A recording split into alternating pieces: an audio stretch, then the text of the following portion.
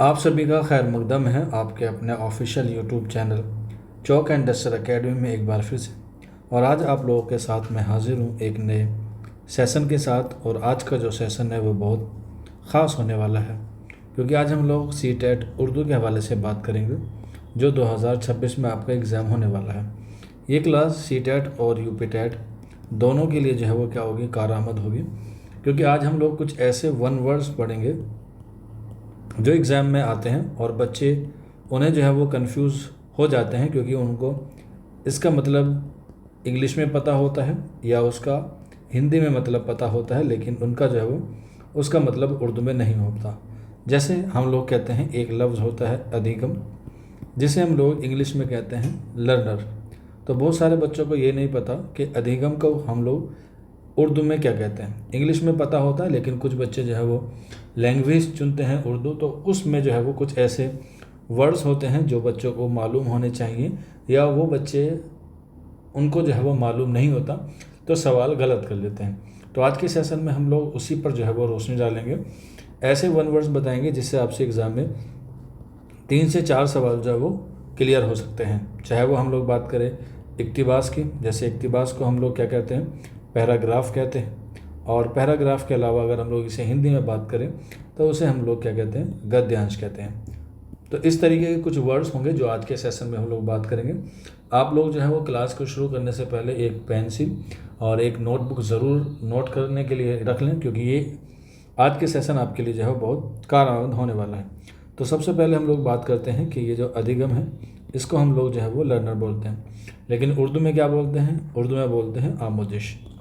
तो इस तरीके के वर्ड होंगे जो आपको एग्ज़ाम में ज़रूर से ज़रूर जो है वो आंसर करने हैं। इसके बाद हम लोग बात करते हैं संप्रेषण।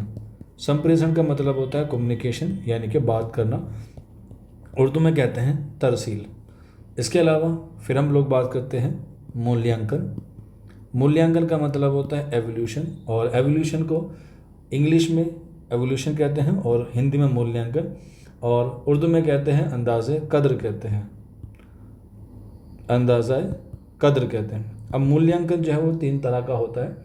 एक होता है रचनात्मक, एक होता है योगात्मक, और एक होता है निदानात्मक, जिसे हम लोग इंग्लिश में जो है वो अलग अलग तरीके से मानते हैं, फॉर्मेलेटिव, सर्मेलेटिव और डायग्नोस्टिक के नाम से जानते हैं। तो इसी हवाले से अगर हम लोग बात करें हिंदी में जो मूल्यांकन है, जैसे हमारा हुआ रचनात्मक, रचनात्मक मूल्यांकन। मूल्यांकन को आप लोग जानते हैं किसे कहते हैं, तो रचनात्मक को हम लोग कहते हैं तश्कीली।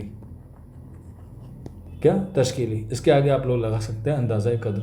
इसके बाद योगात्मक, योगात्मक मूल्यांकन को हम लोग कहते हैं तकमीली, तकमीली। इसके अलावा निदानात्मक, निदानात्मक, इसको हम लोग कहते हैं उर्दू में इस्लाही। ठीक है, कभी कभी एग्ज़ाम में पूछ लेता है कि इस्लाही तहरीक के बानी कौन है, तो आप लोग बता सकते हैं इस्लाही तहरीक के बानी जो है वो इमाम बख्श नासिक है। इसके आगे बढ़ते हैं। मूल्यांकन के बाद हम लोग पढ़ाते हैं, तो उसमें हम लोग बात करते हैं उपचार की, यानी कि मूल्यांकन के बाद आपको क्या इसके पॉजिटिव और क्या नेगेटिव सॉल्यूशन मिले, जिसे हम लोग बोलते हैं उपचारात्मक शिक्षण, यानी कि ऑब्जर्वेशन टीचिंग। और इसे उर्दू में कहते हैं माअ-जाती, यह हम लोग इसे ही बोलते हैं इस्लाही। ये जो है वो उसी का दूसरा पार्ट होता है। इसके बाद हम लोग बात करते हैं उपागम। उपागम का मतलब होता है अंदाज़े कद्र, यानी कि इसे उर्दू में अंदाज़े कद्र के नाम से जो है वो, अंदाज़े नज़र, माफ़ कीजिएगा, नज़र है, अंदाज़े नज़र के नाम से जानते हैं। इसके अलावा संदर्भ, यानी कि इसकी एक्सप्लेनेशन, इसका मतलब होता है सियाको सबाक, सियाको सबाक के नाम से जो है वो उसे हम लोग जानते हैं, और उसे जो है वो हम लोग पहचानते हैं कि किसी के बारे में ये संदर्भ या पैराग्राफ कहाँ से लिया गया है, उसे ही हम लोग कहते हैं। इसके बाद आगे बढ़ते हैं। आजकल टेक्नोलॉजी का ज़माना है, तो हम लोग ऑडियो और विजुअल के बारे में बात करते हैं। ऑडियो जो से हम लोग सुनते हैं, और वीडियो जो हम लोग देखते हैं। अगर हम लोग बात करें ऑडियो की, तो ऑडियो को हिंदी में कहते हैं हम श्रव्य, और वीडियो को हम लोग कहते हैं दृश्य यानी कि किसी चीज़ का दिखाना। लेकिन इन्हें उर्दू में क्या कहते हैं, इससे जो है बहुत सारे बच्चे कन्फ्यूज़ हो जाते हैं। तो ऑडियो का मतलब होता है समरी, जिससे बना है सामीन, जो सुनने वाला। इसके बाद बशरी यानी कि जो हमें चीज़ दिखाई जाती है। एक होता है ऑडियो और वीडियो, या ऑडियो वीडियो विजुअल जिसे हम लोग कहते हैं। तो ये हो जाएगा समई व बशरी, ठीक है। और इस वाव को क्या कहते हैं, वाव अत्फ जो है वो हम लोग कहते हैं। इसके अलावा ऑडियो और वीडियो हो गया। और जैसे आप लोग जानते हैं कि हम लोग 21वीं सदी में जी रहे हैं और लड़का और लड़की जो है वो दोनों एक समान होते हैं। और उसके अलावा जो है वो कुछ बच्चे ऐसे होते हैं जो हैंडीकैप होते हैं, जो फिजिकल हैंडीकैप होते हैं और जो गॉड गिफ्टेड होते हैं। उनके लिए जो है वो एक नई शिक्षा शुरू की गई है एनईपी में, जिसे हम लोग कहते हैं समावेशी शिक्षा, या उसे हम लोग इंग्लिश में कहते हैं इंक्लूसिव एजुकेशन। इंक्लूसिव एजुकेशन, तो इसका जो है वो टर्निंग पॉइंट उर्दू में भी आता है। तो इसे हम लोग उर्दू में कहते हैं समूलियाती तदरीस या समूलियाती तालीम, ठीक है। समूलियाती तालीम का मतलब होता है समावेशी शिक्षा, यानी कि कोई भी बच्चा अलग नहीं है, सब जो है वो क्या है, एक तरीके से है। और इसीलिए उनका जो है वो मनोयोग क्या होता है, एक अच्छा माना जाता है। इसीलिए एक टर्म होती है मनोज्ञात्मक, और इसे हम लोग मनोज्ञात्मक का कहते हैं साइकोलॉजी के हवाले से कहते हैं। और इसे हम लोग कहते हैं नफ्सी हरकी। ये जो है वो क्या है, इसका उर्दू ट्रांसलेट है। इसके बाद जब मन अच्छा होता है तो दिल में अच्छे अच्छे ख्याल आते हैं, और ख्याल को हम लोग कहते हैं भावात्मक, यानी कि भावात्मक विचार या भावात्मक चीज़ें। तो भावात को हम लोग क्या कहते हैं उर्दू में, जज्बाती। ये एक वन वर्ड नहीं, बल्कि ये एक पूरी चीज़ों को समझने के लिए क्या है, एक अच्छे तरीके से हमें चीज़ों को समझ में आ जाती हैं। इसके बाद आगे बढ़ते हैं। जब भाव अच्छे होते हैं तो भाव को व्यक्त करने के लिए हम लोग अलग अलग भाषा का या अलग अलग तरीके का इस्तेमाल करते हैं। तो इसीलिए एक लफ्ज़ होता है बहुभाषिकता, बहुभाषिकता यानी कि मल्टी लैंग्वेज जिसे हम लोग कहते हैं। और उर्दू में उसे हम लोग कहते हैं कसीर लिसानियात, यानी कि बच्चे को अलग अलग तरीके से भाव प्रकट करने आ रहे हैं, तो उसे हम लोग कहते हैं बहुभाषिकता, मल्टी लैंग्वेजिस्ट, या हम लोग कह सकते हैं कसीर लिसानियात। बहुभाषिकता यानी कि जो बहुत सारी लैंग्वेज जानता हूँ, लेकिन कुछ ऐसे होते हैं जो 2 लैंग्वेज जानते हैं। जैसे हम लोग हिंदी और उर्दू के हवाले से बात कर रहे हैं, तो इसमें कसीर लिसानियात नहीं आएगा, इसमें बहुभाषिकता नहीं आएगा, बल्कि इसे हम लोग कहते हैं द्विभाषिकता, यानी कि 2 लैंग्वेज का ये फॉर्मूला होता है।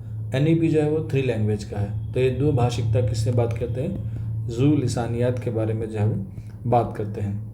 इसके अलावा कुछ और टर्म हैं जो उर्दू में मशहूर हैं और हिंदी में भी मशहूर हैं, और इसके अलावा जो है वो इंग्लिश में भी है। जैसे हमारी एक है इंडक्टिव टीचिंग हम लोग कह सकते हैं, या इंडक्टिव मेथड के नाम से उसे मशहूर है।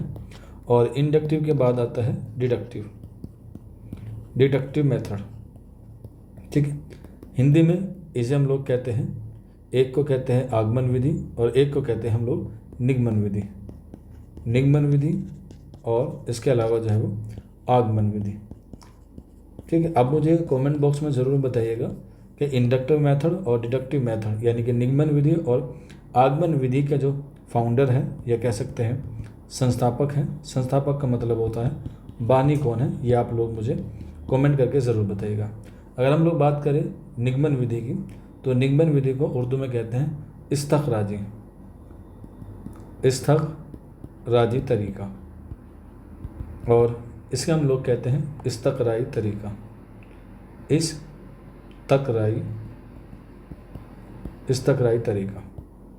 ठीक है। इसे हम लोग कैसे एग्ज़ाम में या क्लास में एक्सप्लेन करते हैं, जैसे यहाँ पे देख सकते हैं, निगमन का जो ना और ई है, तो इसका मतलब ये है कि पहले बच्चों को नियम बताया जाता है, उसके बाद जो है बच्चों को सवाल या उसके बाद जो है वो करने का तरीका बताया जाता है।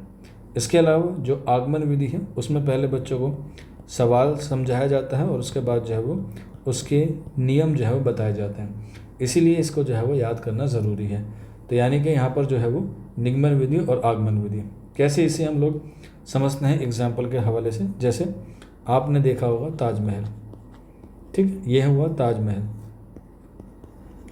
ताजमहल अगर हम लोग बच्चों को बताएं कि एक चीज़ है जो सफ़ेद है, दूसरी चीज़ बताएं कि वो एक अजूबा है, वो एक चीज़ है जो इंडिया में उत्तर प्रदेश में है, एक वो चीज़ है जिसे जो है वो किसी के प्यार की निशानी माना जाता है, निशानी, तो ये क्या है, ये सारे एक तरीके से उसके हिंट्स हैं जो नियम के कायदे में आते हैं। हमने डायरेक्ट कोई चीज़ नहीं बताई बल्कि ताजमहल के बारे में बताना शुरू किया। इसी को हम लोग दूसरे पर्सपेक्टिव में देखते हैं आगमन विधि में। पहले हमने बताया कि बच्चों देखो ये एक ताजमहल है, इसकी चंद खसूसियत हैं, यानी कि पहले चीज़ों को बता दिया फिर उसको एक्सप्लेन किया। और दूसरा ऐसे होता है कि पहले चीज़ बताई और फिर उसको जब बच्चों से ही पूछा कि वो कौन सी चीज़ है, यानी कि ताजमहल है। ये होता है आगमन विधि। और निगमन विधि जिसे हम लोग कहते हैं इस्तकराजी या इस्तकराई। तो आज के सेशन में ये कुछ बातें हमने सीखी हैं, उम्मीद है आपको समझ में आया होगा। और जो हमने आपसे बताया है कि आप लोग मुझे ज़रूर बताइए कि आगमन विधि और निगमन विधि का बानी कौन है। मिलते हैं आप लोगों से जल्द ही नेक्स्ट वीडियो में। कोई डाउट हो, कोई क्वेरी हो तो ये नंबर है 9045220432। आज के सेशन में इतना ही, शुक्रिया।